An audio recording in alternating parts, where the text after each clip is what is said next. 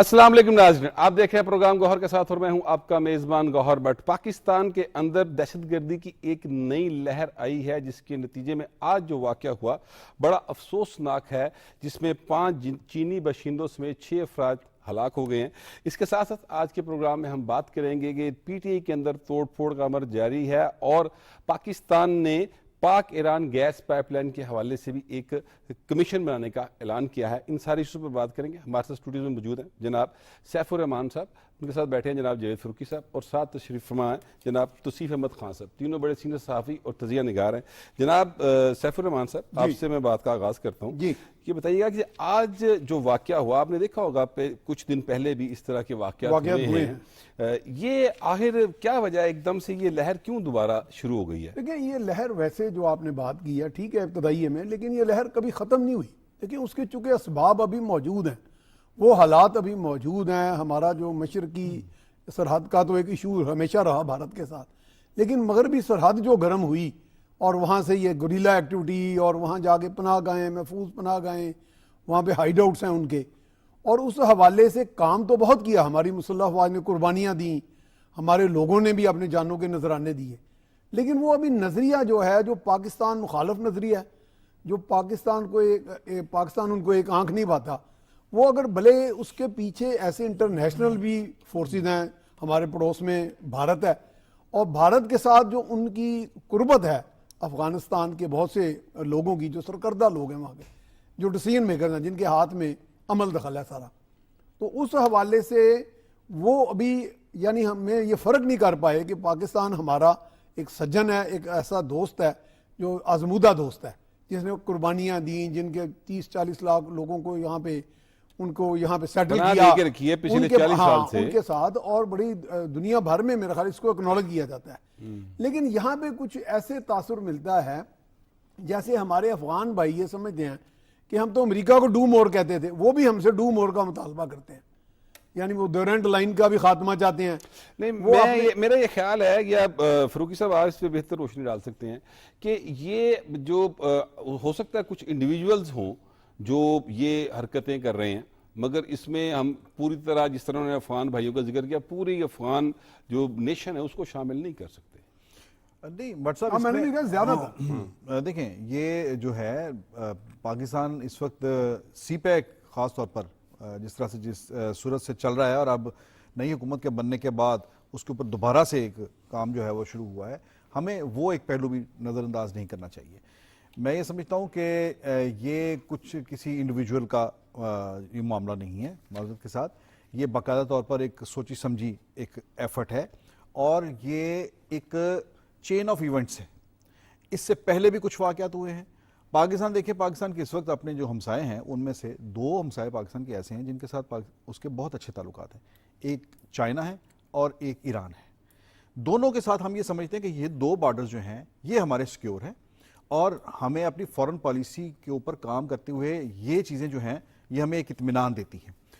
पिछले दिनों ईरान के हवाले से जो एक एपिसोड हुआ, वहाँ से एक टेररिस्ट अटैक हुआ और फिर एक और भी कुछ कार्रवाई इस तरह से हुई, तो एक बहुत ही, अगर हमने उसको संभाल लिया फौरी तौर पर दोनों मुल्कों की क़यादत ने, लेकिन वो एक बाकायदा तौर पर एक एफर्ट थी पाकिस्तान और ईरान के ताल्लुकात को ख़राब करने के लिए। मैं ये समझता हूँ कि ये उसी सिलसिले की कड़ी है जिसमें पाकिस्तान और चाइना के ताल्लुकात जो हैं उनको ख़राब करने की कोशिश है। ये सिर्फ पाकिस्तान और चाइना के ताल्लुकात ख़राब करने की कोशिश ही नहीं है, बल्कि इसके पीछे जो सीपैक का एक गेम चेंजर एक जो प्रोजेक्ट है, जो मंसूबा है, ये उसको भी सबोटाज करने की उन कोशिशों का एक सिलसिला है जो इससे पहले भी चलती रही हैं। जैसे मियां साहब ने कहा कि ये नई नहीं हुई, ये पहले भी होती रही है। तो ये इसको इसी तनाज़ुर में देखना चाहिए। देखिए, आपके खैबर पख्तूनख्वा में, आपके शुमाली इलाकों के अंदर जितने भी हाइडल पार्क के जितने मंसूबे हैं, पन बिजली के जितने मंसूबे हैं, और वहाँ पर शायर रेशम जो है वो भी बन रही है, ये तमाम मंसूबे ये चाइनीज़ इंजीनियर्स जो हैं वो इसके ऊपर काम कर रहे हैं।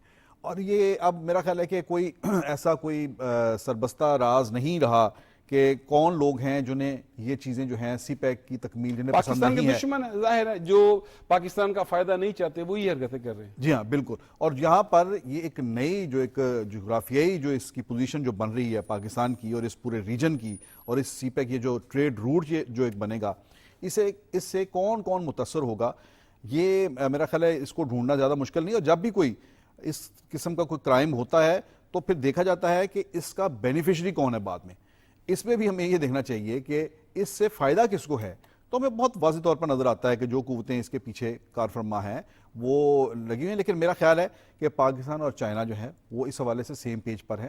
وہ یہ دہشت گردی کی جو لہر ہے اس کی بنیاد کو بھی سمجھتے ہیں اور اس کے آئندہ یہ جو مقاصد ہیں ان کو بھی سمجھتے ہیں. اس لیے معاملہ جو ہے میرا خیال ہے کہ کوئی ایسا نہیں ہے کہ اس کے اندر کوئی خرابی آئے. تو صیفہ صاحب آج ہوا یہ کہ جیسے ہی واقعہ ہوا ہاں صاحب، ویسے ہی ہمارے جو وزیر داخلہ ہیں وہ بھی چائنیز ایمبیسی گئے اور جا کے ان کے ساتھ مطلب اظہار یکجہتی کیا.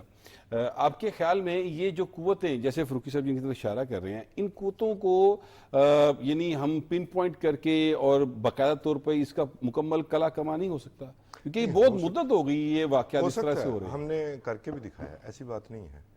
اصل میں آپ دیکھیں نا، بدقسمتی سے یہ لوگ واپس آئے اور ان اٹینڈڈ رہے. اب ہمارے پاس شاید ڈیٹا بھی نہیں، یہ آئے انہوں نے اپنا سیٹ اپ دوبارہ کیا. یہ ایک دن میں حادثہ نہیں ہوا، یہ دے آر ویل انٹرسٹ. وہاں پر ظاہر ہے یہاں پر کوئی ڈکیتی کرنے جائے کسی بستی میں تو پہلے اس گھر میں کوئی ایسا جرائم پیشہ گھر ڈھونڈا جاتا ہے، وہاں پر وہ لوگ پناہ لیتے ہیں اور اس کے بعد کرتے ہیں. یہ انہوں نے اپنا نیٹ ورک دوبارہ سے قائم کیا اور یہ آہستہ آہستہ آگے کو بڑھتا ہے. آپ ذرا غور کریں نا، پہلے صرف سابقہ قبائلی علاقوں کی طرف تھا، ان کے پیچھے سپورٹ بھی موجود ہے. Let's call a speed a speed. ان کو پناہ گاہیں بھی موجود ہیں افغانستان میں، جو ہمارا مسئلہ ہے ہم بار بار اٹھاتے ہیں. ابھی بات ہوئی کہ افغان نیشن، دیکھیں افغان نیشن بالکل ہماری دشمنی ہوگی نہ ہم ان کے دشمن ہیں، لیکن حکومتیں حکومتوں سے ہی بات کرتی ہیں. جی بالکل. ان کی پالیسیاں جو ہیں نا وہی آپ کو ڈکٹیٹ کرتی ہیں آپ کے ایکشنز کو اور آپ کی منزل کو کہ آپ نے کس طرف کو تعلقات لے کے جانے. ہمیں سوری ٹو سے کوئی تعاون نہیں مل رہا. باقاعدہ ابھی ہم تو نہیں کہتے، اقوام متحدہ کی رپورٹ ہے کہ ان کو باقاعدہ سپورٹ مل رہی ہے، القاعدہ کو سپورٹ مل رہی ہے. لہٰذا یہ کوئی انڈیویجولی کوئی ایسا واقعہ نہیں ہو گیا، یہ پلاننگ سے ہو رہا ہے. ہمیں اسی جو ہے نا فیز میں واپس جانا ہے. یہ ہم یہ نہیں کہتے کہ جی ہم نے جنگ کرنی ہے، آپریشن اپنی فوج کہیں لے کے جاننا. ہم پہلے بھی جو جنگ جیتے ہیں وہ اپنی انٹیلیجنس بیس جیتے ہیں. جی بالکل. ہمیں آئی ایس آئی اور آئی بی کو ایکٹیویٹ کرنا ہے اور اس پچھلی وار کے وہ ہیرو تھے. ہمیں یہ منافقت چھوڑنی ہے کہ یہ ہم نے ہر صورت تعلقات بنانے ہیں.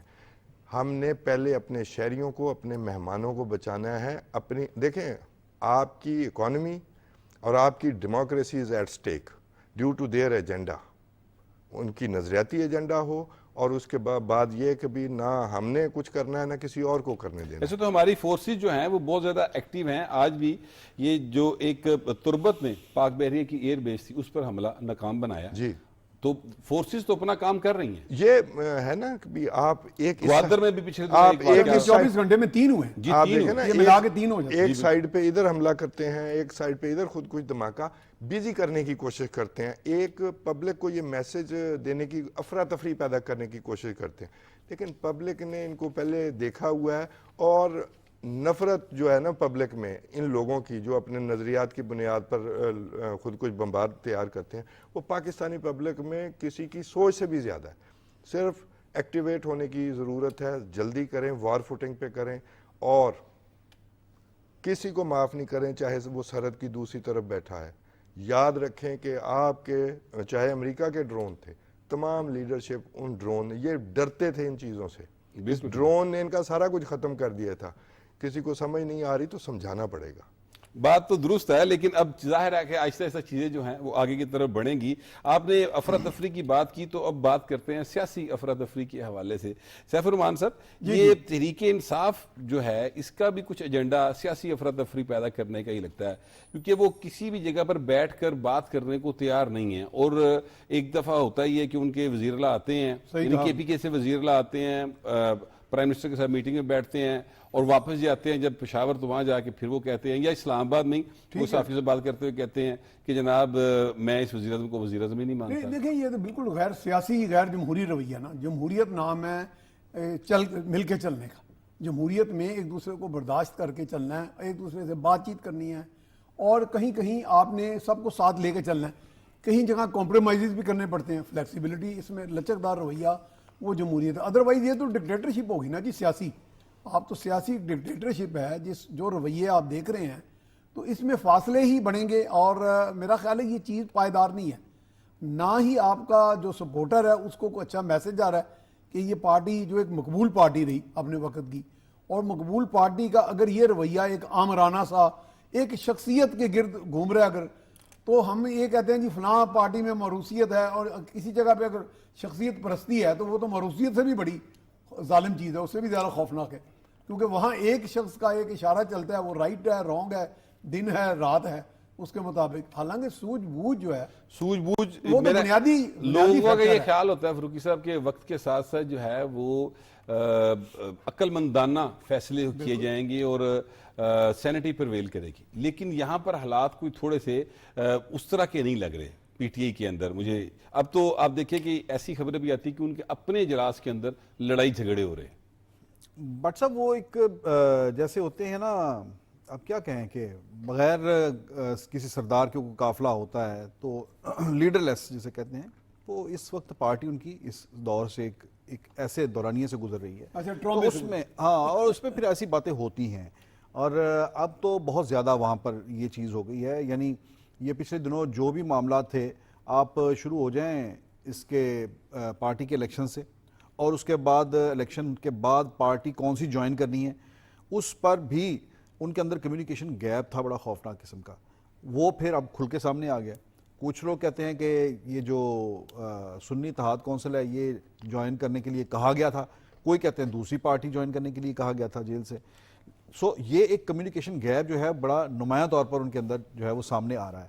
اب باہر پارٹی کے اندر دیکھیں کوئی یا تو ہوتا ہے کوئی نظریہ ہوتا ہے جو آپ کو ایک ایسے باندھ کے رکھتا ہے، وہاں پر کچھ اور ہی چیزیں چل رہی ہیں. یہی وجہ ہے کہ آپ جو بات کہہ رہے ہیں کہ لڑائیاں ہو رہی ہیں اور ایک دوسرے کو الزام دیے جا رہے ہیں. اب اسی میں یہ بات دیکھیں نا، ان کی اپنی پارٹی کے جو ہیں مروت صاحب، انہوں نے کہہ دیا کہ پنجاب کے اندر جو ہے وہ بن رہا ہے، ایک فارورڈ بلاک بن گیا ہے. اب پارٹی کے اندر سے خود ہی یہ بات ہو رہی ہے کہ فارورڈ بلاک بن گیا ہے. یہ جب سینٹ کا الیکشن شروع ہوا ہے تو اس میں کاغذات نامزدگی جب داخل کیے جا رہے تھے تو وہاں پر پی ٹی آئی کو یہ آفر کی گئی مسلم لیگ نون کی طرف سے کہ آپ 2 سیٹیں لے لیں اور اس الیکشن کو بلا مقابلہ ہم جو ہے ان کی بنتی بھی 2 ہی تھی، بنتی ہی بھی 2 ہیں، 2 جنرل سیٹیں بنتی ہیں. اس کے علاوہ نہ موجودہ جو ان کے پاس سکور ہے اس میں نہ وہ اسپیشل نہ وہ خواتین کی سیٹوں میں سے کوئی جیت سکتے ہیں، نہ وہ ٹیکنوکریٹ کی سیٹ جاتے ہیں، اور جو منارٹیز کی سیٹ وہ تو بالکل ہی نہیں جیت سکتے. اور ٹیکنوکریٹ بھی نہیں لیجیے گا. میں وہی کہہ رہا ہوں نا، ٹیکنوکریٹ اور خواتین کی سیٹ، ان کے لیے دونوں کے لیے سیم فگر چاہیے. بالکل ٹھیک بات. سو یہ دونوں کیٹیگریز کے لیے وہ کوالیفائی نہیں کرتے تو یہ دونوں سیٹوں سے وہ نکل جائیں گے. اور منارٹیز کی سیٹ تو ویسی ہی ایک سیٹ ہے، اس کے لیے تو 51% ووٹ چاہیے، وہ بالکل ہی آپ سمجھیں کہ قصہ ہی ختم ہے. تو وہاں پر یہ بھی بیٹھ کر بات ہوئی کہ آپ نے دیکھیں جب اسپیکر کا الیکشن ہوا تھا تو پی ٹی آئی کے جو سنی اتحاد کونسل تھے اس کے 4 ووٹ ملک احمد خان کو پڑے تھے. 6 تھے شاید، 6 اضافی پڑے. چلے آپ نے 2 اور بڑھا دیے، 6 پڑے تھے. اس کا مطلب ہے کہ وہاں ان کو 97 ملے تھے اور ان کو ان کے 103 ہیں تو اور 97 ادھر ووٹ پڑے تھے. اس کا مطلب ہے کہ وہاں پر ایک کریک موجود ہے. جی جی. اس کی نشاندہی وہاں پر کی گئی ان کے سامنے کہ آپ کے لوگ جو ہیں یہ نہ ہو کہ اب یہ پھر سینٹ کا الیکشن ہے اس میں بھی سیکرٹ بیلٹ ہوگا تو یہ نہ ہو کہ آپ کی یہ جو 2 سیٹیں ہم آپ کو دے رہے ہیں ان 2 میں سے بھی ایک لٹک جائے اور اس میں بھی اگر توڑ پھوڑ ہوتی ہے. تو وہاں پر یہ چیز تو موجود ہے کہ لوگوں کے اندر، لیکن ایسی کوئی فارورڈ بلاک کی واضح طور پر شکل سامنے نہیں آئی کہ کون اس کو لیڈ کر رہا ہے. نہ ہی کوئی مجھے ایسی کوئی ایفرٹس نظر آئی ہیں حکومت کی طرف سے کہ فارورڈ بلاک بنایا جائے. کیوں بنایا جائے؟ ان کے پاس ایک کمفرٹیبل میجورٹی ہے، بلکہ 2/3 میجورٹی آلموسٹ ہے، تو انہیں ضرورت ہی نہیں ہے پنجاب اسمبلی کے اندر. سو یہ ان کے اپنے اندر ہی جو ایک بے چینی ہے، جو افراتفری ہے، جو ایک دوسرے کے ساتھ اختلاف ہے، عدم برداشت ہے، یہ اس کی وجہ سے ہی ہو سکتا ہے کہ فارورڈ بلاک بن جائے یا جو بھی چیزیں جو ہیں سامنے آ رہی ہیں. ادروائز حکومت کو کوئی ایسی ضرورت مجھے تو بظاہر نظر نہیں آتی. توصیف احمد خان صاحب، حکومت کو بے شک وہ ایک کمفرٹیبل میجورٹی کے ساتھ بیٹھی ہوئی ہے پنجاب کے اندر خاص طور پہ، لیکن اس کے باوجود آپ کا مخالف جتنا زیادہ کمزور ہو اتنا آپ خود کو مضبوط محسوس کرتے ہیں. یہ بات تو اپنی جگہ پہ درست ہے. تھوڑی سی جاوید فاروقی بھائی سے تھوڑے سے اختلاف کے ساتھ. جی جی. یہ کمیونیکیشن، لیک آف کمیونیکیشن کا نتیجہ نہیں ہے جو آپ دیکھ رہے ہیں، یہ زیادہ کمیونیکیشن کا نتیجہ ہے. اوکے. یہ کسی اور نے نہیں فیصلہ کیا کہ کس پارٹی میں جانا ہے.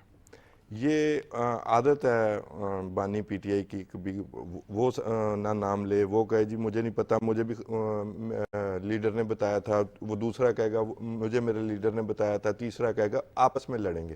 اچھا, یہ کلٹ فالوئنگ جو ہے, یہ کلٹ فالوئنگ کئی ملکوں میں رہی ہے, کہیں سرو کیا ہے, یہی کچھ ہی ہوتا ہے, یہی کچھ ہی ہونا ہے. اچھا, ہر کوئی اچھل کر دکھائے گا کہ میں زیادہ اونچا ہوں جی, میں زیادہ آپ کے لیے بول رہا ہوں, ٹھیک ہے. اچھا, اب آ جاتے ہیں پنجاب کی طرف. کچھ سینئر وائسز بھی ہوتی ہیں جو نمبر ٹانگ ٹانگ کے تھک جاتی ہیں, جی جی, انہوں نے ہلکے میں کام بھی کروانے ہیں, ٹھیک ہے. وہ باقاعدہ الیکٹیبل ہیں, وہ حادثاتی طور پر نہیں جیت کے آئے, وہ صرف وہ ابھی کچھ آیا نا کلٹ فالوئنگ میں بھی آئے ہیں جی لوگ, جی آئے ہیں. ٹھیک ہے. وہ ورکنگ ریلیشن شپ پہ یقین نہیں رکھتے, وہ لگے رہے, انہیں پتہ ہے پہلی اور آخری دفعہ آئے ہیں, ٹھیک ہے. جو سیریس لوگ ہیں وہ ان چیزوں کے ساتھ نہیں چل سکتے. جتنی بھی مارا ماری ہو الیکشن میں, جب لوگ اسمبلیز میں پہنچ جاتے ہیں تو مائنڈ سیٹ چینج ہو جاتا ہے, تو وہ ساتھ نہیں چل پا رہے ہوں گے. تو میرا نہیں خیال کہ نون لیگ جو ہے ان میں سے فارورڈ بلاک بنا کے ان کو پھر ایک وکٹم کارڈ دے دے, ٹھیک ہے. یہ کچھ سینئر ایڈوائس بھی نہیں ہوگی, نہ ہی میرا خیال ہے وہ یہ چاہیں گے. یہ ان کی اپنی رفٹس ہیں, کوئی پیچھے رہ جاتا ہے, کوئی آگے رہ جاتا ہے, وہ نعرے بازی ہے.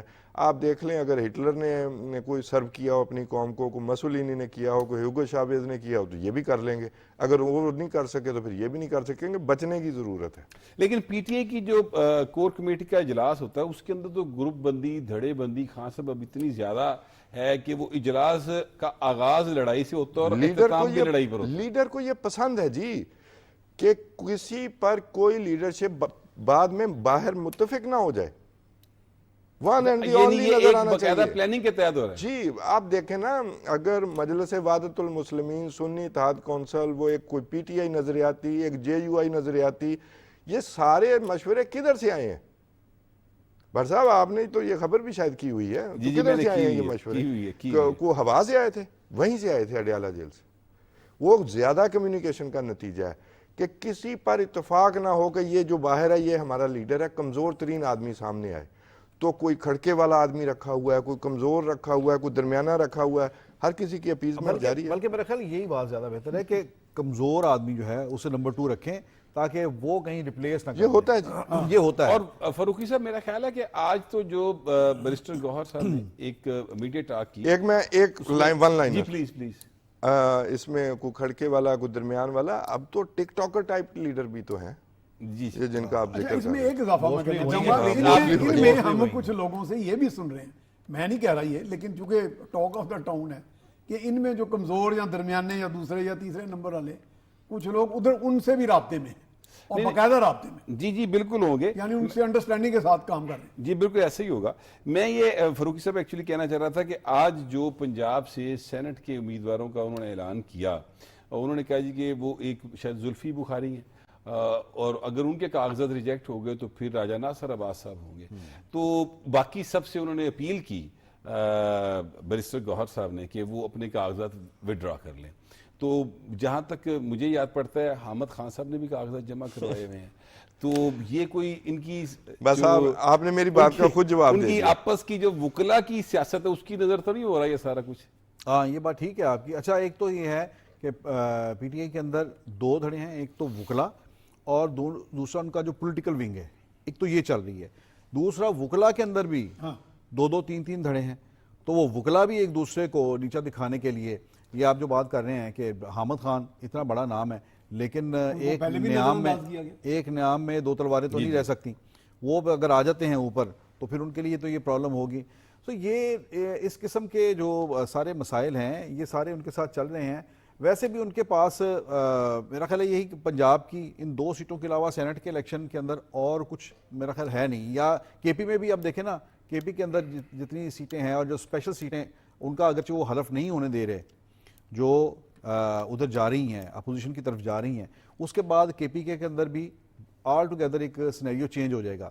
وہاں پر جو ایک خیال تھا کہ سویپ کر جائے گی پی ٹی آئی, جو یعنی ظاہر ہے کہ ان کے پاس 2/3 سے زیادہ میجورٹی تھی, تو جیسے پنجاب کے اندر جو مسلم لیگ نون کی پوزیشن ہے یہی وہاں پر تھی. لیکن یہ اسپیشل سیٹوں والا جو فیصلہ ہے اس کے بعد تو بالکل ہی صورتحال چینج ہو لیکن جائے وہ گی. اسپیشل سیٹوں والے فیصلے پہ عمل تو نہیں ہو رہا نا خاصا, کیونکہ وہ جو اسپیکر صاحب ہیں انہوں نے اجلاس نہیں بلایا اور وہ حلف نہیں لے رہے. جو اسپیشل سیٹس پہ خواتین آئی ہیں اور جو منورٹی کے لوگ آئے ہیں ان کو وہ ان سے حلف نہیں لے رہے, جس کی وجہ سے وہاں پر ایک کیوس کی صورتحال ہے. تو یہ یعنی میں جو بات کرنا چاہ رہا ہوں وہ یہ ہے کہ سب طرف اگر آپ دیکھیں تو وہ نہ صرف ود ان پارٹی ان کے اختلافات ہیں بلکہ وہ آؤٹ آف دا پارٹی بھی ایک کیوس کی صورتحال پیدا کر دیتے ہیں. That's called cult following.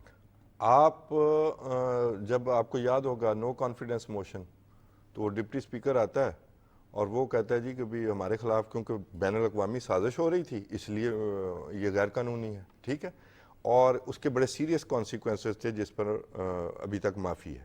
اچھا, اب یہ پھر قانون اور آئین کی خلاف ورزی ہو رہی ہے کہ ان سے نہیں لیا جا رہا, حلف نہیں لیا جا رہا. پشاور ہائی کورٹ بڑا اچھا ریلیف دیتی ہے اگریوڈ پارٹیز کو, تو جائیں یہ وہاں پر حل کریں. یہ ڈھیلی ڈھالی سیاست نہیں چلنی. کلٹ فالوئنگ کو آپ کو پورا سامنا کرنا چاہیے, اس کے نیریٹو کی کاؤنٹر میرا نیریٹو خیال ہے بلڈنگ پیپلز ہونی پارٹی اور چاہیے. اے این پی والے شاید پشاور ہائی کورٹ گئے ہوئے ہیں اس کام کے لیے. دیکھیں جی اللہ کرے. نہیں, یہ میرا خیال اوت تو ہوگا خان اور صاحب, نہیں نہیں اوت تو ہوگا نا جی, روکا کیوں ہوا ہے؟ میں وہی کہہ رہا ہوں نا, یہ تو لیکن گورنر اگر اور چلو پریزیڈنٹ روکا کے ہوا پاس ہے, ہیں ایسے اختیار. اوت تو ہوگا. وہ ایک دیکھیں نا, ایک بات ہے کہ روکا کیوں ہے, چاہے گورنر کے پاس اختیارات ہوں, پوچھنا تو چاہیے کہ وجہ تو پوچھنی چاہیے. اور دوسری بات, حامد خان صاحب کی بات پوچھ رہے ہیں, he has his own mind. اچھا, تو وہ کیسے ہو سکتے ہیں جی لیڈر؟ ورنہ یہاں پر تو حالانکہ سیکنڈ ان کمانڈ تھے وہ, خان صاحب یہاں وہ پر چیئرمین بن جاتے. ان کی دو سیٹس نکلتی ہیں پی ٹی آئی کی, ان کے نمبرز کے اعتبار سے اگر بات کی جائے تو حامد خان صاحب اور اس کے ساتھ جو بھی دوسرے ہوں گے وہ اگر جنرل سیٹ پہ ہیں, میرا خیال حامد خان صاحب جنرل سیٹ پہ ہی ہیں, حامد خان صاحب جنرل سیٹ تو وہ آرام سے 2 سیٹس نکل سکتی ہیں. لیکن جو آج اعلان کیا گیا نا برسٹر گوہر کی جانب سے, اس پر میں تھوڑا سا حیران ہوں کہ یہ حامد خان صاحب کو پھر انہوں نے ریسٹ پہ لے گئے. اچھا, نہیں میں نہیں سن سکا, لیکن میرا خیال ہے کہ 2 سیٹس جو ہے نا, ایک تو زلفی بخاری کی اور دوسرا حامد خان کی ہوگی. یہ دونوں ہوں گے کینڈیڈیٹ ان کے, اور زلفی بخاری کے علامہ راجہ ناصر عباس جو ہیں وہ ان کے متبادل ہوں گے, کورنگ کینڈیڈیٹ ہوں گے. تو یہ ہے کہ اگر زلفی بخاری کا, چونکہ ان کے کچھ ایشوز ہیں, وہ پاکستان میں نہیں ہیں, وہ باہر ہیں, تو یہ ہے کہ اگر ان کا کوئی ایسا ایشو بنتا ہے تو اس کے بعد پھر راجہ ناصر عباس جو ہیں وہ ان کی جگہ پر وہ الیکشن لڑیں گے, ان کے کینڈیڈیٹ ہوں گے. لیکن یہاں پر مجھے یہ راجہ ناصر عباس صاحب کے ساتھ تھوڑی سی ہمدردی ہے کہ یہ پی ٹی آئی کو چاہیے تھا کہ انہیں یہ ٹکٹ دیتی. انہوں نے تو اپنی پوری پارٹی ان کے لیے پیش کر دی تھی. وہاں پر انہوں نے ایسا ایک جو ہے وہ انصار مدینہ والا, یہ ریاست مدینہ کی ہم بات کرتے تھے لیکن انہوں نے انصار مدینہ والا, آپ نہیں کرتے تھے, وہ پی ٹی آئی والے کرتے جانے تھے. ان کی بات کر رہا ہوں. انہوں نے گندی سیاست کے کام ہے, کدھر ملا دیا آپ نے. خان صاحب میں کہہ رہا ہوں, انہوں نے ایسے جذبے کا اظہار کیا تھا کہ انہوں نے پیش کر دی اپنی پارٹی کہ آپ یہ ٹائٹل لے لیں, موقع پرستی کی سیاست لے لیں, ہے, موقع پرستی کی سیاست ہے. آپ انہیں اسے سیدھا کہیں کہ موقع پرستی کی سیاست ہے, انہیں مین سٹریم میں آنے کا موقع مل رہا تھا, کوئی سیٹ بھی مل جاتی. بس چلیں اس ساری سیاست کے اوپر مزید بات کریں گے, فی الحال بریک کا کہا جا رہا ہے, ٹیک اے بریک.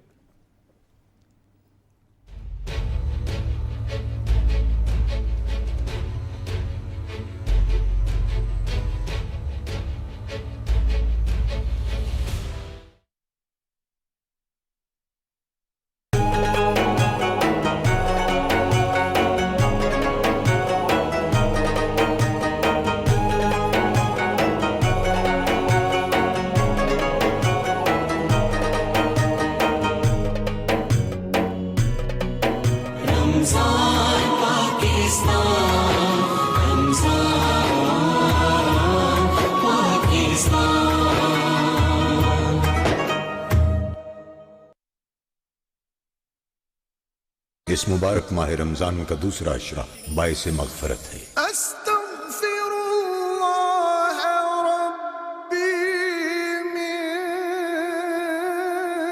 کل ذنب اذنبته واتوب الیہ. اے اللہ میرے گناہوں کو بخش دے اور میری توبہ قبول فرما. جدھر وہ عالی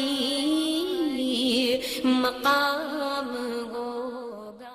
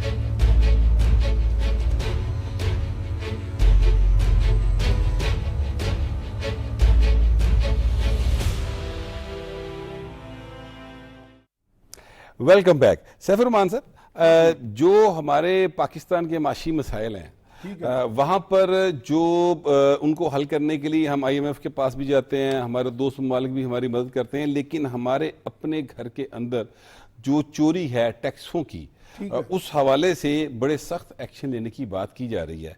आपके ख्याल में टैक्स चोरी का जो ये हुज्जम है कितना का है? देखिए, अभी तक तो जितने भी अहदाफ मुकर्रर होते हैं 7,000 अरब 8,000 अरब, वो मीट ही नहीं हो पाते। तो कहा यह जाता है, इसका जो हमारे पास फिगर सामने आती हैं कि भारत हो गया, बाकी दीगर खित्ते के ममालिक, वहाँ 20-25% जो है 9:9 का रेशो है हमारा टैक्स का, 9 to GDP। तो ये है कि वहाँ पे 30 तक वो चले गए हैं, लेकिन हमारे यहाँ ये है कि समझे इसको डबल से डबल जितनी हमारी रेवेन्यू कलेक्शन है उतनी चोरी है। तो रेवेन्यू कलेक्शन जो है वो बुनियादी तौर पे उसी के ऊपर प्राइम मिनिस्टर ने आज कहा है कि ट्रैक एंड ट्रेस सिस्टम जो है वो किया जाए। दूसरा ये है कि FBR की रिफॉर्म की बात की गई है। लेकिन टैक्स चोरी जहाँ भी होती है, ज़्यादातर, मैं ये नहीं कहता कि सब लोग, अच्छे लोग भी होते हैं, दयानतदार अफसरान भी होते हैं, ज़्यादातर उस वक्त होती है जब टैक्स कलेक्टर जो है वो ऑफिसर्स के बाद डिस्क्रेशन ज़्यादा होगी, स्वाबदीदी इख्तियार ज़्यादा होगा। इसलिए इस पर फोकस किया जा रहा है कि इसका एक सेट फार्मूला बना के डिजिटलाइज किया जाए। अगर डिजिटलाइज हो जाए तो FBR का सिस्टम, तो आपकी रेवेन्यू कलेक्शन जो है वो एक खुदकार निज़ाम के तहत हो, बड़े बड़े जो लार्ज टैक्स पेयर्स हैं। दूसरा, इसको रैशनलाइज करने की कोशिश की जा रही है कि इनडायरेक्ट टैक्सेस, ये भी एक मशावरत हुई है कि जो बिल वास्ता टैक्सेस हैं वो ख़त्म करके डायरेक्ट टैक्सेस लगाए जाए, इनकम टैक्स। और वो है जैसे बार बार वज़ीर आज़म कहते हैं जी शराफिया के लिए अब कड़वी गोली उनको देनी पड़ेगी। तो मेरे पास तो ऐसी इंफॉर्मेशन भी है कि बड़े बड़े जो लार्ज टैक्स पेयर्स हैं वो तो उनकी अरबों रुपए की इनकम है और चंद हज़ार रुपया वो सालाना टैक्स देते हैं। तो यही एक मौका है। दूसरा यह कि बहुत से लोग अभी भी प्रिविलेज क्लासेस में हैं, अमलन उनको इस्तिस्ना हासिल है। बड़ा आपका ताजर के अलावा आपके रियल एस्टेट के भी लोग हैं, वहाँ भी घपला होता है। फिर आपका जो ज़राअत का बड़ा जो ज़मींदार है वो भी बाकायदा उस तरह टैक्स नहीं देता, हालांकि उनकी इनकम्स भी अब पर एकड़ अब तो लाखों में चली गई है। जी बिल्कुल, किसी ज़माने में हज़ारों में होती थी। तो इस सारे सिस्टम को आपने एक सूबों के तावन के साथ बनाना है, क्योंकि टैक्स कलेक्शन का अभी तक सिस्टम तो वफाक के पास है, लेकिन ज़राअत जो है वो कॉन्सेंट्रेटेड है सूबों में। तो इसलिए आपको रैशनलाइज करना पड़ेगा। फरूकी साहब, ये फरमाइएगा कि ये जो हम सब्सिडी देते हैं, और प्राइम मिनिस्टर साहब ने 1500 अरब रुपए का शायद फिगर दिया था कि 1500 अरब रुपए की सब्सिडी दी जाती है अशराफिया को, ये मैं आम आदमी की बात नहीं कर रहा। तो ये इतनी बड़ी सब्सिडी में कट नहीं लग सकता अशराफिया की? और मुख्तलिफ शोबे हैं, ज़ाहिर है वहाँ पर उनको उन मद्दात में दी जाती है, वहाँ पे कट लगे और ये रिलीफ जो है आम आदमी को मिले। देखें ना आप, ये जो रिसोर्सेज की लीकेज की जो बात होती है, तो ये सबसे बड़ी लीकेज तो ये भी है कि अगर 1500 अरब रुपया सिर्फ अशराफिया को सब्सिडी का जा रहा है, तो सब्सिडी तो अमीर आदमी का राइट ही नहीं है। सब्सिडी तो चाहिए एक कम आमदनी वाले तबके को चाहिए। तो ये मैं ये समझता हूँ कि 1500 अरब रुपया तो ये सीधा सीधा ये लीकेज है, इसके ऊपर काम होना चाहिए कि ये क्यों है। आप अभी ये बात कर रहे थे कि टैक्स अवेजन और टैक्स कितना मिल रहा है। पाकिस्तान के अंदर इसके जो फिगर्स हैं वो इंतहाई मायूस कुन है। यानी सिर्फ 1.3% आपके जो लोग हैं वो टैक्स फाइलर हैं आपके, ठीक है, और सिर्फ कोई 5.3% जो है ये जो इन्होंने टैक्स 5.3 मिलियन जो है ये टैक्स फाइलर हैं आपके। अच्छा, ये इतनी थोड़ी तादाद, 26 करोड़ जो है आपकी आबादी है, और ये 5.3 मिलियन जो टैक्स फाइलर हैं, इसमें भी आप ये देखेंगे कि 70% के करीब वो तबका है जो सैलरीड क्लास है, जो आप और मैं, हमारे तो एट सोर्स डिडक्शन हो जाती है। तो इसमें तो फिर इस वक्त मियां साहब ने जो कहा कि टैक्स टू GDP जो है वो इस वक्त 9% आपने कहा, 9% नहीं है, ये तकरीबन कोई 6% के करीब है। अच्छा, ये 6% जो है ये 10 से 6 पे आया है। जब आपका ये NFC हुआ था उस वक्त 10% था टैक्स टू GDP, और उस वक्त जब ये NFC डिज़ाइन किया गया था तो उसके अंदर ये लिखा गया था, और जिस पर अब भी जो NFC को चेंज करने की जो बात होती है तो उसके मुखालिफिन जो बात करते हैं, यानी उसके दिफा में जो बात करते हैं, NFC की दफा में, वो ये कहते हैं कि वहाँ पर साथ ये तय हुआ था कि टैक्स टू GDP जो है इसे 10 से उठाकर 15 पे लेकर जाएंगे। यानी हमने अपनी 50% आमदनी जो है ये बढ़ानी है बढ़ानी है टैक्स। और अगर हम tax to G D P جو ہے یہ آج ہم 10 سے 15% پر لے جاتے تو نہ ہی این ایف سی کے اوپر کوئی سوال اٹھنے تھے، نہ ہی یہ ملک کی اکانومی کا کوئی حال ہونا تھا، اور نہ ہی یہ باقی جو ہیں وہ سارے سوالات اٹھنے تھے۔ اصل بات ہی یہ ہے بٹ صاحب کہ ہم جو ہمارے ہاں جتنی بھی حکومتیں پہلے آئی ہیں، جو ہمارے ادارے بھی ہیں، وہاں پر جو کام کرنے کی ضرورت ہے وہ یہ ہے کہ جو ایسے ایریاز جہاں جو ٹیکس نیٹ سے باہر ہیں آپ ان کو آئیڈینٹیفائی کریں اور ان کو ٹیکس نیٹ کے اندر لے کے آئیں۔ نہ صرف یہ کہ کہ جو آپ اور میں جو پہلے سے ٹیکس دے رہے ہیں آپ انہی کے اوپر مزید ٹیکس کی شرح جو بڑھا دیں۔ آج ایک میرے دوست جو ہے وہ بات یہ کر رہے تھے، انہوں نے کہا کہ میں ایڈوانس ٹیکس دیتا ہوں، لیکن میرے ایڈوانس ٹیکس دینے کا مجھے یہ خمیازہ بھگتنا پڑ رہا ہے کہ مجھے اس سے زیادہ ٹیکس جو ہے پہلے ہی جو ہے اس کے نوٹسز آنے شروع ہو گئے ہیں۔ یعنی اگر میں کرتا ہوں اپنے آپ کو ٹیکس نیٹ میں خود لے کے آتا ہوں رضا کرانہ طور پر، تو اس پر مجھے انکریج کرنے کے بجائے مجھے اس قسم کے نوٹسز سے ڈسکریج کیا جا رہا ہے، تو وہ تو بہت زیادہ سرپٹائے ہوئے تھے۔ تو یہ چیزیں جو ہیں اس میں میرا خیال ہے کہ کام کرنے کی ضرورت ہے۔ وزیر اعظم نے بھی اصل میں اسی چیز کی نشاندہی کیا اور انہوں نے اسی بات پہ لگایا کہ آپ ٹریک اینڈ ٹریس سسٹم جو ہے اس کے اوپر کام کریں اور دیکھیں کہ کہاں سے جو ہیں وہ مزید جو ریونیو جو ہے ہم کلیکٹ کر سکتے ہیں۔ خان صاحب یہ ٹیکس چوری کا نظام یعنی ختم کرنے کے لیے یہ باقاعدہ نظام ہے، یہ پورا ایک نظام ہے۔ یہ لفظ میں نے مطلب ویسے نہیں بول دیا، یہ چونکہ مجھے اس بات کا تھوڑا سا اندازہ ہے، ایک parallel میں نظام کچھ ہے۔ ایسی مارکیٹس کو جانتا ہوں جہاں پر باقاعدہ طور پہ پرچی سسٹم کے ذریعے چیزیں چلائی جاتی ہیں، ٹھیک ہے، تھوک کی مارکیٹس ہیں۔ تو میں ان کا ذکر اس لیے نہیں کر رہا کہ میرا موضوع نہیں ہے اس وقت، مگر میں کہنا اس لیے چاہتا ہوں کہ یہ جو ٹیکس چوری کا نظام ہے اس کو بریک کرنے کے لیے بھی پورا زور لگانا پڑے گا، شاید اتنا ہی لگانا پڑے جتنا کہ ٹیررزم کے نظام کو توڑنے کے لیے لگانا پڑے گا۔ آپ کو یہ انٹیلیجنس بیس اور ایف پی آر کا انٹیلیجنس کا محکمہ ہوتا ہے، جی بالکل ہے، یہ اسی طرح وار فوٹنگ پہ ہی کرنا پڑے گا۔ آپ پھر اس میں 2-3 چیزیں اور بھی ہیں کہ پتہ نہیں کتنے ہزار بلین کا بتا رہے تھے وزیر اعظم پچھلی اپنی میٹنگ میں کہ جو آپ کے بینکنگ ٹریبونل میں کیس پڑے ہیں، ٹھیک ہے، محض 2600 بلین تھا، جی ہاں 2600، ٹھیک ہے، میرا خیال اچھا آپ کو کہیں سے مانگنے کی ضرورت نہیں ہے۔ 1300-1400 بلین آپ ٹیکس نیٹ بڑھاتے ہیں تو آپ کو ویسے آ سکتے ہیں جو اندازے ہیں، جو ریئل یعنی ریئل اسٹیٹ کو لے آئیں، ریٹیلرز کو لے آئیں، یہ پرچی والے انڈاکومنٹڈ اکانومی والے، آخر کسی طرح تو انہیں لانا پڑے گا۔ اصل یہ وہ اشرافیہ ہے جو کسی طرح کا ٹیکس نہیں دیتی اور پورے اشرافیہ کی طرح زندگی بسر کرتی ہے، اور پھر ان کے نیکسس ہیں۔ آپ انہیں چھیڑے تو صحیح، ہڑتال بھی ہوتی ہے، فلاں بھی ہوتا ہے، ہم یہ آپ نے دیکھا ہے سارا۔ بالکل ٹھیک بات۔ دوسری بات ایگریکلچرل ٹیکس کی کسی دوست نے بات کی، یہ نافذ ہے جی، اچھا آئی ایم ایف نے یہ ریز کیا ہے معاملہ آپ کے ساتھ، صوبے پیسے تو لے جاتے ہیں، کلیکشن کر کے زرعی انکم ٹیکس کوئی بھی نہیں دے رہا، اس میں کمی پائی جاتی ہے۔ اوکے، تو وہ مالیے کا نظام نافذ، مالیہ نہیں جی، زرعی انکم ٹیکس بھی نافذ ہے، میری تھوڑی زمین ہے کیونکہ میں بھی بھرتا ہوں اس لیے میں آپ کو بتا رہا ہوں، وہ کوئی لیتا ہی نہیں جی، کلیکشن ہی نہیں کرتی، وہاں پہنچتے نہیں، کوئی نظام نہیں ہے۔ آپ پٹواری کے ذریعے آج کے دور میں وہی مالی نہری پٹواری کے ذریعے کریں گے تو مسئلہ ہوگا نا جی، تو وہ اس کو بھی جو ہے نا وہ نئے جہت پہ لا کر وہ کلیکشن کی بھی ضرورت ہے، ورنہ صوبے کا یہ محکمہ ہے زرعی انکم ٹیکس، فیڈرل کا نہیں ہے، انہوں نے کلیکٹ کر کے واپس دینا ہے اور پھر اپنے پول میں سے انہوں نے حصہ لینا ہے۔ اب دیکھیں نا، اب میں اس میں تھوڑا آپ بات کر لیں، پھر میں نے آپ کے ساتھ ایک پاک ایران گیس پائپ لائن کے حوالے سے بات کرنا ہے۔ میں اس کے خان صاحب کی جو بات ہے اس کے اندر تھوڑا سا ایڈ کروں، یعنی آپ کے ایگریکلچر جو ہے، میں اگر درست کہہ رہا ہوں 30% ہے آپ کے جی ڈی پی کا تقریباً 22%، ٹھیک ہے، لیکن آپ کے ٹیکس کلیکشن جو ہے اس کے اندر اس کا شیئر کتنا ہے؟ جی 2%، ٹھیک ہے۔ اس لیے جو بزنس سیکٹر جو ہے وہ یہ کہتا ہے کہ ہم جو ہیں وہ جی ڈی پی میں ہمارا شیئر کم ہے لیکن ٹیکسز میں ہمارا شیئر جو ہے وہ ایگریکلچر سے زیادہ ہے۔ آپ ان چیزوں کو بھی تو سامنے رکھیں کہ دیکھیں جس شعبے کا جتنا زیادہ جی ڈی پی کے اندر شیئر ہے وہاں سے اتنا ٹیکسز کے اندر بھی اتنا ہی شیئر آنا چاہیے۔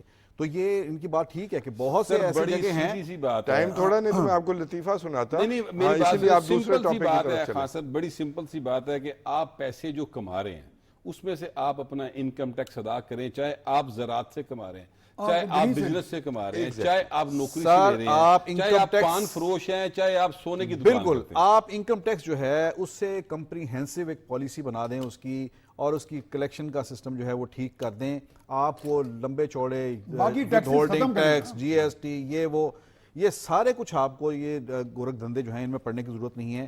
انکم ٹیکس کا ایک نظام جو ہے وہ اگر کمپریہنسو اور ویل انٹیگریٹڈ سسٹم اگر آ جائے اس کا اور سواد تو بھی اس دی کے بعد اختیارات کم ہو، سواد جی ہاں بھی دی. اس کے بعد آپ کی معیشت بڑی سمپل ہو جاتی ہے اور ٹیکس سسٹم بھی سمپل ہو جائے گا. یہ سیف الرحمان صاحب پہلے آپ سے بات کر لیتے ہیں, پھر میں فروخی صاحب کی طرف جانا چاہوں گا, مگر پہلے آپ اس پہ کمنٹ کر دیں. وزیر اعظم نے آج کہا ہے کہ جناب پاک ایران گیس پائپ لائن پر کمیشن بنانے کا انہوں نے اعلان کیا. تو یہ جو پاک ایران گیس پائپ لائن ہے یہ کتنی کی ضروری ہے؟ ہمارے پاس تو گیس اب ختم ہو گئی ہے. نہیں, گیس تو ہمارا ایک کروشل ایک ریسورس ہے جس پہ ہم نے کام کرنا ہے. تو پاکستان پہلے ہی آلریڈی سفر کر رہا ہے اس حوالے سے. یہ ایک بہت بڑی اہم ریسورس ہے اور کمپیریٹیولی یہ سستی بھی پڑے گی کیونکہ پائپ لائن کے ذریعے بالکل قریب سے. ویسے اس پہ تھوڑا سا کام چلا تھا پچھلے دنوں جب ایک منصوبہ بنا تھا. آصف زرداری صاحب کہ جب صدر گوادر پاکستان تھے پیپلز پارٹی کے ٹینیور میں, تو اس وقت انہوں نے شاید اس پر کوئی معاہدہ کیا تھا. جی کام ہوا تھا, بعد میں ہم سارا سلو ڈاؤن ہو گیا امریکہ کے پریشر کی وجہ سے کیونکہ ایران پر سینکشنز تھی. لیکن اب اس وقت پاکستان کی میرے ذرائع کے مطابق بات چیت چل رہی ہے اور جس میں کوشش کی گئی کہ جب بتایا گیا جی ہماری $18 بلین کی پینلٹی ہمیں امپوز ہو گئی تھی, تو اب ہمارے لیے ایک ہی راستہ ہے کہ ہم یہ پروجیکٹ کو ریوائیو کریں. زاہدان تک یا پاکستان کے بارڈر تک تو پہلے بن چکی ہے پائپ, اب ہم نے بھی باقاعدہ اس کا اعلان کر دیا ہوا ہے. اب مزید اس میں پارلیز ہو کے گورنمنٹ جو ہے اس میں سیریس ہے. یہ جو کمیشن بنایا گیا یہ صرف اور صرف گیس پائپ لائن کے لیے نہیں ہے. اس میں وزیر اعظم نے یہ کہا ہے کہ جو گیس کی پرائسز بڑھائی گئی ہیں اس کا بھی فورینسک آڈٹ کرایا جائے, اور اس پہ انہوں نے سختی سے نوٹس لیا ہے. اور اس میں کہا ہے کہ یہ گیس کمیشن جو ہے وہ اس کی پرفارمنس جو ہے وہ مانیٹر کرے گا اس کی پائپ لائن کی بھی, اور ساتھ ساتھ یہ جو پرائسز بڑھائی گئی ہیں لوگوں کے اختیار سے بڑھ گئی ہیں تو اس پہ بھی یعنی وہ مانیٹر کرے گا صاحب. جی فروخی صاحب, یہ پاک ایران گیس پائپ لائن, چونکہ آپ مجھے پتا ہے اس بات کا کہ اس پاور سیکٹر کو آپ بڑے تھارلی کور کرتے رہے ہیں, تو آپ کے پاس اس حوالے سے کیا انفارمیشن ہے؟ دیکھیں ابھی تک تو اس کے اوپر کوئی ایسی پاکستان کی طرف سے کوئی ایسی خاص ڈیولپمنٹ نہیں ہے. ایران کی طرف سے بہرحال یہ مسلسل یہ کہا جا رہا ہے انہوں نے تو پاکستان کے بارڈر تک جو ہے وہ گیس پائپ لائن جو ہے وہ بچھا دی ہے. دیکھیں اس وقت پاکستان کی صورتحال یہ ہے کہ ہمارے ہاں جو انرجی کرائسس ہے اس میں گیس کی بہت زیادہ ضرورت ہے. آپ نے اگرچہ ایل این جی ٹرمینل لگایا, ایل این جی کی امپورٹ شروع کی, آپ کی لوکل گیس جو تھی وہ آلموسٹ ختم ہو گئی, جو سوئی کے ذخائر تھے وہ تو تقریباً ختم ہو گئے. اب سب سے زیادہ جو لوکل گیس سی این جی کے ذریعے ختم کی, سی این جی کے ذریعے ہم نے ہوا میں اڑا دی. اب ہمارا سب سے زیادہ جو ریسورسز ہیں لوکل جو ہیں وہ سندھ کے اندر ہیں اور اس کے بعد کے پی کے اندر ہیں. بلوچستان سے ہمیں اتنی گیس نہیں مل رہی. کولو میں نکلے ہیں وزیرستان میں بھی ابھی لیکن وہ اتنے بڑے نہیں ہیں جس طرح سے جو سوئی اور پھر وغیرہ وہ کے جیسے پائپ تھے, بہت بڑا تھا. جیسے پائپ لائن میں آنے میں ٹائم لگتا ہے. اچھا اب ہمیں زیادہ ڈیپینڈ کرنا پڑ رہا ہے آر ایل این جی کے اوپر. آر ایل این جی جو ہے وہ بڑی مہنگی پڑتی ہے, وہ تقریباً 4 گنا مہنگی ہے آپ کی مقامی گیس سے. تو اب تو اس نے سارے کا سارا آپ کا گیس مکس جو تھا وہ بھی ڈسٹرب کر کے رکھ دیا.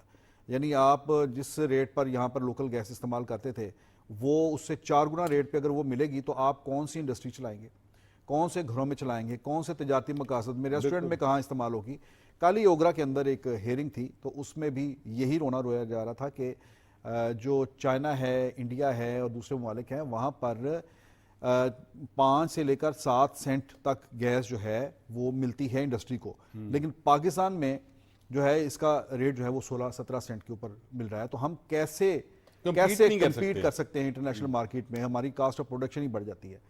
تو ایران کے حوالے سے یہی ایک جو آج سے 10 سال پہلے جو آئیڈینٹیفائی کیا گیا تھا, جو زرداری صاحب نے اس وقت پریزیڈنٹ ہوتے ہوئے انہوں نے اس پروجیکٹ کو کیا تھا, وہ یہ تھا کہ یہ شارٹیسٹ آپ کے پاس ایک اس کا حل تھا کہ ایران سے آپ گیس لیں.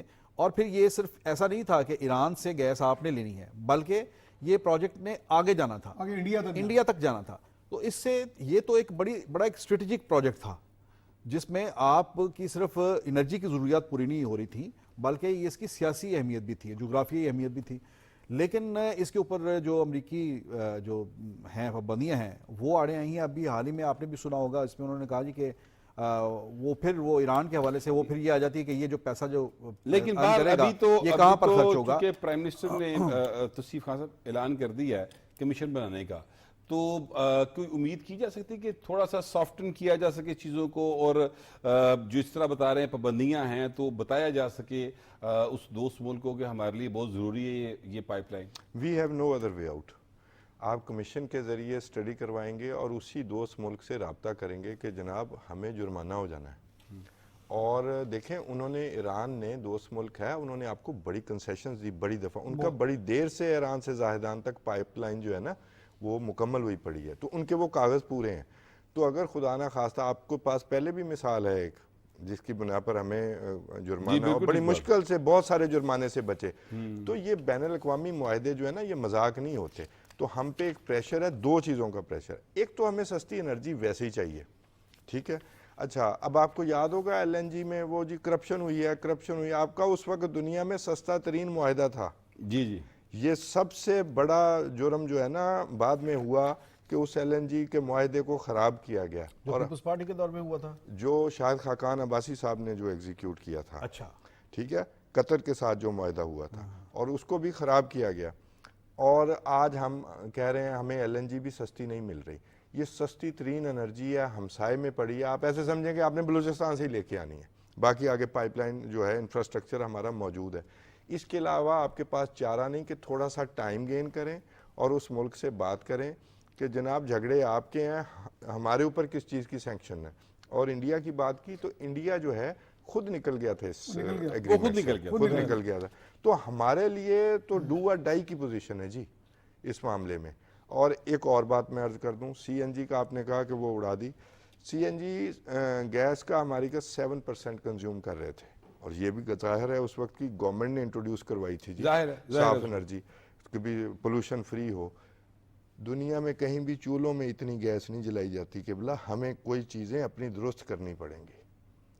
یہ جاپان میں ایک ٹرم اکنامکس میں تھی کہ دنیا کی ایک قوم ایسی ہے جو روٹی پکانے کے لیے چاندی جلاتی ہے. ہمیں بھی کچھ اپنی عادتیں درست کرنی ہے، اس سے انرجی پیدا کریں، اس انرجی کے ذریعے روٹی پکائیں، اپنی سمت ضرور درست کریں. تو یہ سمت سر خان صاحب کیسے درست ہوگی؟ یہ جو ہمیں تو عادت ہے، ہم تو لکڑی پہ پکی اب روٹی جو ہے وہ ہمیں مزہ نہیں دیتی. وہ مزہ نہیں آتا. آپ نے جو بات کی آپ نے جو بات کی ہے یہی اصل بات ہے کہ ہمیں اپنی ترجیحات کا تعین نئے سرے سے کرنا ہے، منحصر کون کرنا پڑے گا. ہم نے دیکھے نا ہمارے ہاں سردیوں میں کیا ہوا، ہمیشہ سے ہم جو سنتے آئے ہیں، ہم بھی اس چیز کو رپورٹ کرتے رہے ہیں کہ سردیوں کے لیے سوئی ناردرن گیس نے جو ہے وہ ایک نیا شیڈول دے دیا ہے. کیا جناب تمام انڈسٹری بند، گھروں کو پورے پریشر سے گیس ملے گی. کیوں ملے گی؟ گھروں کو کیوں ملے گی؟ نہیں گھروں گیس سے پہلے بھی تو لوگ پاکستان گھروں میں دنیا میں جیتے تھے بڑے آرام سے، بالکل جب گیس نہیں آئی. لیکن اب ہمیں وہ آسائش مل گئی ہے نا. سلنڈر گیس کو اس کا ریٹ کنٹرول کریں اور آپ سستی انرجی سے وہ بجلی پیدا کریں تو پھر بجلی والے چولہے لے کے آئیں جی. یہ ہے حل آپ کے پاس. سیدھی آپ ڈائریکٹ گیس چلا رہے ہیں اپنے پانی گرم کرنے کے لیے اور اپنی روٹی کے لیے.